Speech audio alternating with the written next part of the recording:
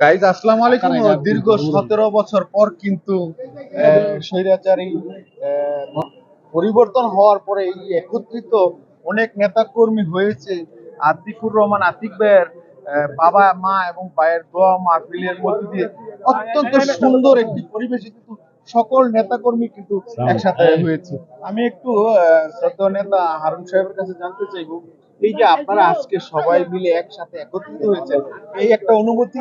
আর দ্বিতীয় অনুভূতিটা হচ্ছে গিয়ে দেশনায়ক তারেক রহমান আপনাদের কি নির্দেশনা দিয়েছে সামনের এই পরিবেশ সামলানোর জন্য, একটু যদি দয়া করে বলতেন। বিসমিল্লাহির রহমানির রহিম। নিউজ থ্রি ফিরোজ মামার যে চ্যানেল, সেই চ্যানেলকে আমার ব্যক্তিগত পক্ষ থেকে, তুরাগ থানা যুবদলের পক্ষ থেকে শুভেচ্ছা এবং অভিনন্দন জানাচ্ছি। খুব সুন্দর একটি প্রশ্ন করেছেন। সুদীর্ঘ 17 বছর আমরা আমাদের ফ্যামিলি, আমাদের আত্মীয় স্বজন, পরিবার সহ বিভিন্ন অনুষ্ঠানে আমরা নিজেরাও যেতে পারিনি, আমাদের পরিবারও যেতে পারেনি। বিভিন্ন ধরনের হয়রানিমূলক মামলা হামলা দিয়ে আমাদেরকে দমিয়ে রাখা হয়েছে। আপনারা জানেন, স্বৈরাচারী ফ্যাসিস্ট আওয়ামী লীগ সরকার তারা জবর দখল করে ক্ষমতা কুক্ষিগত করে রেখেছিল। আজকে ছাত্র আন্দোলনের মাধ্যমে দেশ আবার স্বাধীন হয়েছে।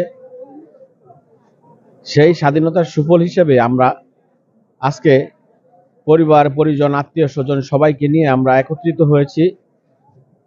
আমার মরহুম নানা এবং নানির দোয়ার অনুষ্ঠানের মাধ্যমে আমরা তুরাগ থানার আমাদের বিএনপি পরিবার সহ আত্মীয় স্বজন আমরা সকলেই একত্রিত হওয়ার যে একটি সুযোগ তৈরি হয়েছে, আজকে সবাই একত্রিত হয়েছি। আসলে খুব আনন্দের বিষয়। অনেকদিন পরে, 17 বছর পরে আমরা একত্রিত হয়েছি। এটা আসলে ভাষায় প্রকাশ করার মতো না। আমরা যারা বিএনপি পরিবার বা বিএনপির রাজনীতির সাথে সম্পৃক্ত, বিগত দিনগুলোতে দেখা গেছে আমরা আমাদের আত্মীয় স্বজন মারা গেলেও আমরা সেই জানাজাতে উপস্থিত হতে পারিনি। উদাহরণস্বরূপ, আমার ছোট মামা অল্প কিছুদিন আগে মারা গেছেন এই ফ্যাসিস্ট ক্ষমতা থাকাকালীন সময়ে। সেই সময় আমি নিজেও জানাজাতে আসতে পারিনি। এজন্য আসলে আমাদের যে আজকে যে আনন্দ উচ্ছ্বাস, মানে স্বাধীনতা যে একটা জিনিস, সেটা আমরা আজকে উপলব্ধি করতে পারছি আর কি। এই জন্য সবাইকে আমার ব্যক্তিগত পক্ষ থেকে আবারও শুভেচ্ছা জানাচ্ছি, অভিনন্দন জানাচ্ছি। দেশনায়ক তারেক রহমান যে নির্দেশনা দিয়েছেন, সেই নির্দেশনা অনুযায়ী আমরা আগামী দিনগুলোতে রাষ্ট্রের যে 31 দফা কাঠামো যে দিয়েছে, সেগুলো আমরা বাস্তবায়নের মাধ্যমে দেশকে স্বনির্ভর বাংলাদেশ গড়ে তোলার প্রত্যয় ব্যক্ত করছি এবং সবাইকে ধন্যবাদ জানাচ্ছি। দুইটা প্রশ্ন ছিল। একটা প্রশ্ন হচ্ছে, ভারতীয় যে মিডিয়াগুলো আছে তারা যেই প্রোপাগান্ডা ছড়িয়ে ছিটিয়ে দিচ্ছে, এই ব্যাপারে একটা প্রশ্ন। আরেকটা প্রশ্ন হচ্ছে, দেশরত্ন দেশ নেতা তারেক রহমানের পক্ষ থেকে আপনাদের কি দিক নির্দেশনা দেওয়া হয়েছে? যেমন বিগত দিনে কিন্তু ছাত্রলীগ এটা কি নির্দেশনা এসেছে? আমাদের নেতা জনাব তারেক রহমান স্পষ্টভাবেই বলে দিয়েছেন, কোনো চাঁদাবাজ বিএনপিতে তার কোনো ঠাঁই নেই। আর কেউ যদি দলের নাম ভাঙিয়ে চাঁদাবাজি করে, তাকে ধরে বেঁধে রাখতে বলা হয়েছে এবং আইনের হাতে সোপর্দ করতে বলা হয়েছে।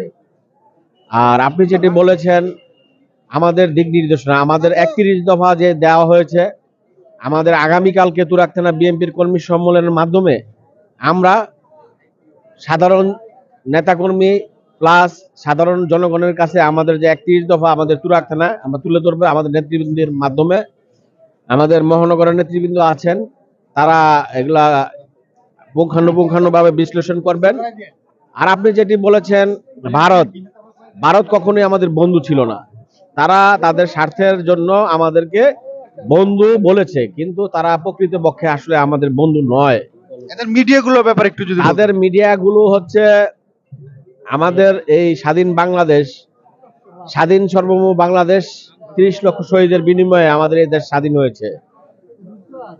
তারা আমাদেরকে সেই একটি জায়গায় বারবার আঘাত করে আমাদের বারবার পিছনে ফেলে রেখেছে। তাদের স্বাধীনতা যুদ্ধে তাদের যে ভূমিকা ছিল, সেটি অবশ্যই প্রশংসনীয়, কিন্তু তারা সেটাকে পুঁজি করে বাংলাদেশের মানুষের সাথে যে তামাশা, যেই ধরনের মানে কাজ করে যাচ্ছে, এগুলো আসলে আমাদের দেশের মানুষ এগুলা নিতে পারতেছে না। আওয়ামী লীগ কখনোই আমাদের, আওয়ামী লীগ হচ্ছে একটি স্বৈরাচারী সরকার, তার সাথেই বরঞ্চ আওয়ামী লীগের সম্পর্ক। বাংলাদেশের মানুষের সাথে ভারতের বা কোনো সম্পর্কই এই দেশের মানুষের সাথে নেই, তাদের সম্পর্ক শুধু একমাত্র আওয়ামী লীগের সাথে। ধন্যবাদ আপনাকে। ধন্যবাদ আপনাকে।